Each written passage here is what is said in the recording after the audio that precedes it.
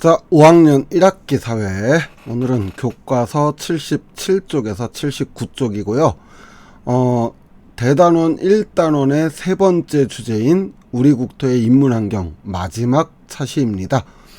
자, 이번 시간에 배울 내용은 인구와 산업, 도시, 교통이 서로 어떤 관련성을 가지고 우리 국토를 변화시켰는지를 알아보도록 하겠습니다.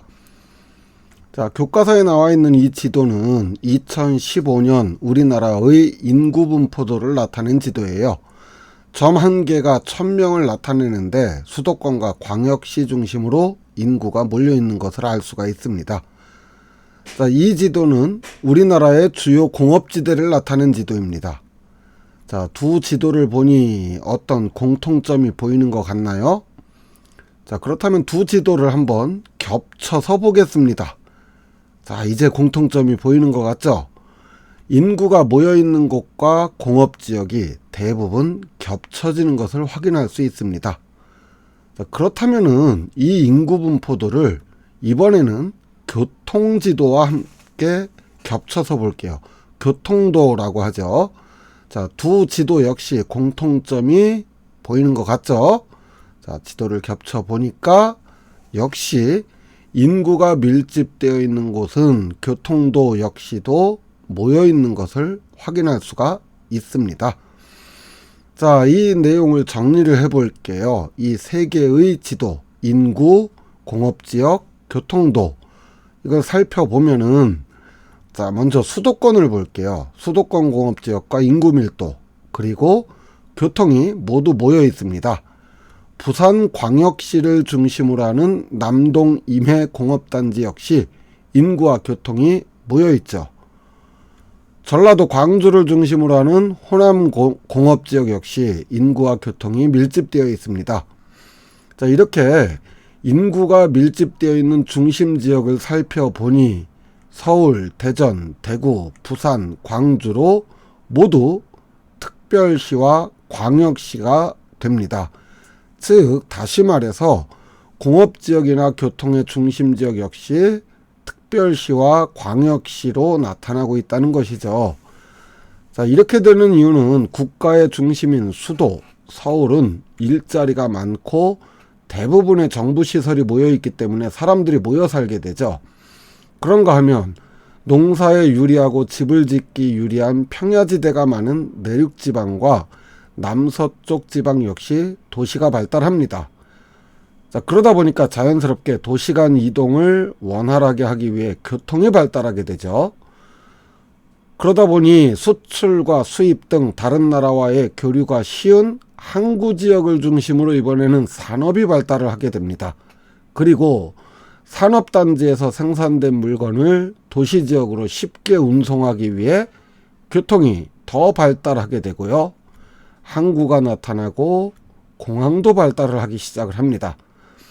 산업의 발달과 교통의 발달은 사람들이 일자리를 구하기 쉽고 생활하기 좋기 때문에 모여들게 되면서 인구가 증가하고 그렇게 해서 도시가 발달하게 되는 것입니다. 자, 이것을 다시 도표로 정리를 해 볼게요.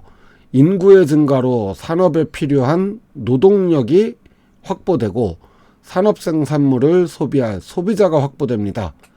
그래서 자연스럽게 해당 지역은 산업이 발달을 하죠. 산업이 발달하게 되니까 원료를 쉽게 공급하고 생산품 수송을 위한 물류, 수출입을 위해 교통이 발달을 하게 됩니다. 교통이 편리해지다 보니까 자연스럽게 인구가 증가하고 사람들이 모여들면서 도시가 커지게 되죠. 도시가 커지면서 자연스럽게 인구가 증가를 하게 되고요. 산업의 발달로 일자리가 증가하면서 인구가 집중이 됩니다. 교통의 발달로 지역 간의 인구 이동이 증가하게 되면서 사람들은 더욱 도시로 모여들게 되죠.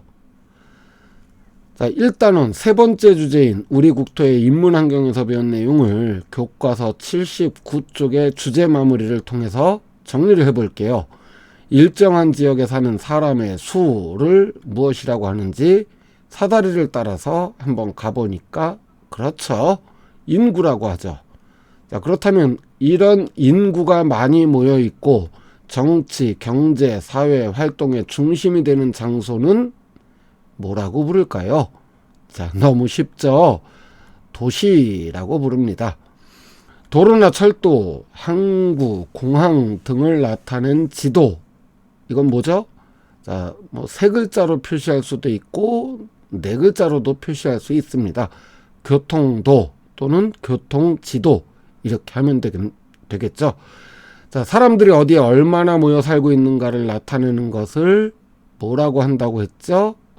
자, 사람들이 모여 살고 있다. 인구가 얼마나 몰려 있느냐. 인구 분포됩니다.